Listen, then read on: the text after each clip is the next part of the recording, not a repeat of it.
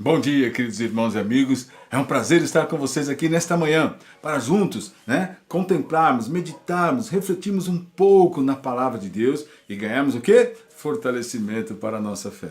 Vamos lá, nós estamos no livro de Atos dos Apóstolos, vendo a formação da igreja, aquele momento. Como era o momento da formação da igreja? A igreja estava sendo formada, o apóstolo Paulo, por exemplo, aqui, sendo perseguido nas suas viagens, ministrando a palavra e testemunhando sobre Cristo, falando exatamente sobre o amor, a graça, a misericórdia, a compaixão, a ressurreição dos mortos, algo tão precioso para nós, para a igreja nos dias de hoje. Não é? E muitas pessoas eram testemunhas e estavam acompanhando tudo o que estava acontecendo. E é importante nós percebermos a força que o apóstolo Paulo estava tendo. Obviamente, vinda do Espírito Santo, o poder de Deus, para que ele testemunhasse a respeito de Cristo como o próprio desejo do Senhor, de que ele viesse testemunhar em Jerusalém e que também fosse testemunhar em Roma. Era o propósito do Senhor. E tudo isso estava acontecendo. Não foi apenas, olha, pega um barco aqui, vai lá para Roma e está tudo certo. Ele foi até lá através de perseguição, de luta, de condenação, de aflição. Os homens judeus, como nós lemos nos outros dias, estavam tentando assassinar o apóstolo Paulo.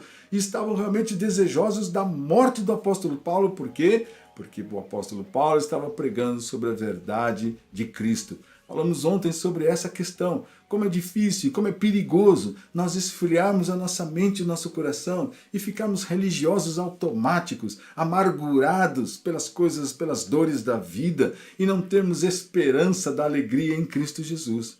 Mas olha só, vamos continuar. Estamos aqui no capítulo 24, agora do verso 22 até o verso 27. Está escrito: Então Félix, conhecendo mais acuradamente as coisas com respeito ao caminho, adiou a causa, dizendo: Quando descer o comandante Lísias, tomarei inteiro conhecimento do vosso caso. E mandou ao centurião que conservasse Paulo detido, tratando-o com clemência, e não impedindo que os seus próprios o servissem. Passados alguns dias, vindo Félix com Drusila, sua mulher, que era judia, mandou chamar Paulo e passou a ouvi-lo a respeito da fé em Cristo Jesus, dissertando ele acerca da justiça, do domínio próprio e do juízo vindouro. Ficou Félix amedrontado e disse: Por agora, podes retirar-te, e quando eu tiver vagar, chamar-te-ei, esperando também ao mesmo tempo que Paulo lhe desse dinheiro, pelo que, chamando mais frequentemente, conversava com ele. 2 anos mais tarde, Félix teve por sucessor Pórcio Festo, e querendo Félix assegurar o apoio dos judeus, manteve Paulo encarcerado. Então vemos aqui o apóstolo Paulo diante de Félix e Drusila. Mas uma situação aqui é que Félix, tendo ouvido a defesa do apóstolo Paulo, postergou o julgamento e falou: eu vou te ouvir mais tarde, quando vier o comandante Lísias. E nesse tempo permitiu que o apóstolo Paulo ficasse preso. E algo muito interessante, tratando-o com clemência e não impedindo que os seus próprios o servissem. Os seus próprios quem? A igreja, aqueles discípulos, aqueles homens também que estavam com o apóstolo Paulo, que eram cristãos verdadeiros, fiéis. Então esse comandante, esse governador, permitiu que o apóstolo Paulo ficasse preso com clemência e que fosse servido pelos próprios irmãos. Então veja, essa aqui é a igreja, não se esqueça, estamos falando do momento da formação da igreja, como era o sentimento dos irmãos. Ora, muitas vezes nestes dias percebemos que as pessoas estão desconectadas e frias. Há uma frase que eu não gosto muito, mas que muitas pessoas dizem: cada um com seus problemas.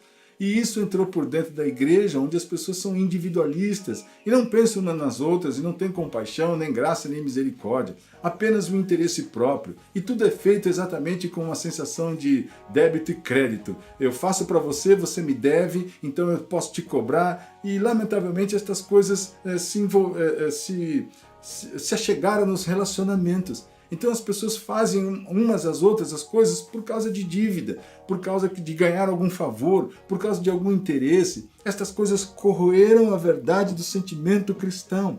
Quando nós vemos aqui o apóstolo Paulo preso e os irmãos fiéis estavam ali e o serviam, e o ajudavam, e o fortaleciam, e levavam alimentos e roupas, estavam ali ajudando o apóstolo Paulo. Como a igreja precisa voltar ao início, como nós temos tantas coisas para mudar. Mas o pior é que muitas pessoas falam assim, se tal pessoa mudar, eu mudo. Se tal pessoa fizer, eu faço. Irmãos, prestem atenção. Nós temos que nos achegar à verdade e assumirmos a verdade. Isso depende de mim, sou eu que preciso mudar. Sou eu que preciso crescer, sou eu que preciso me desenvolver, até a vinda do nosso Mestre, até a vinda do nosso Senhor. Ganhe esperança e fortalecimento na sua fé por causa de Cristo, não por causa de coisas. Não ganhe fortalecimento da fé porque você tem um carro novo, ou por causa de uma casa, ou por causa de uma situação, ou de um relacionamento. Estas coisas são boas e são providências de Deus. Mas ganhe fortalecimento da fé por causa de Cristo. Senhor, eu te amo, a minha vida está nas tuas mãos, eu reconheço que não há Senhor sobre a minha vida, como o Senhor, tu és o dono da minha vida, o Senhor que determina o meu acordar, o meu dormir, o levantar, todas as coisas estão diante de ti. Agindo Deus, quem pode impedir? Bem sei que tudo podes e nenhum dos seus planos pode ser frustrado, disse Jó. Portanto, nesse tempo, querido irmão, abra o seu entendimento para ganhar esperança na fé, para ter vida abundante em Cristo.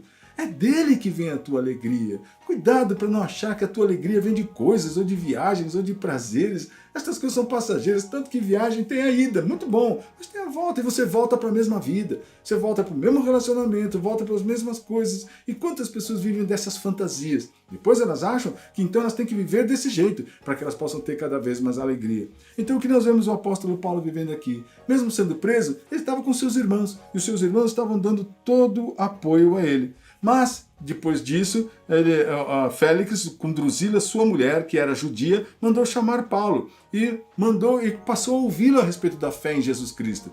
Ele ficou ouvindo, não é? E aí disse assim, olha, chamar-te-ei esperando também ao mesmo tempo que Paulo lhe desse dinheiro, pelo que chamando mais frequentemente conversava com ele. Então, mesmo esse Félix queria ouvir mais o apóstolo Paulo e achava que, quem sabe, o apóstolo Paulo poderia lhe dar algum dinheiro, não é?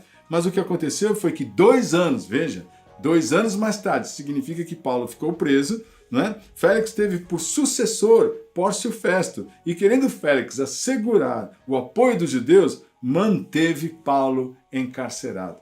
Então, nós vemos aqui que por 2 anos o apóstolo Paulo ficou encarcerado. Como ele suportou isso? Através de Cristo. Como você vai suportar a aflição, a dificuldade da sua vida? Através de Cristo. Onde está a sua esperança? Onde está a sua alegria? Onde no final do dia repousa a sua paz? Aonde você realmente pode ter segurança? Por que você tem uma disposição de vida? Por causa das coisas? Por causa de homens? Por causa de pessoas? Por causa da família? Eu quero aconselhar você a ganhar força, ânimo e vigor em Cristo, para que você, mesmo diante de dificuldades ou aflições, possa suportar e vencê-las através da fé.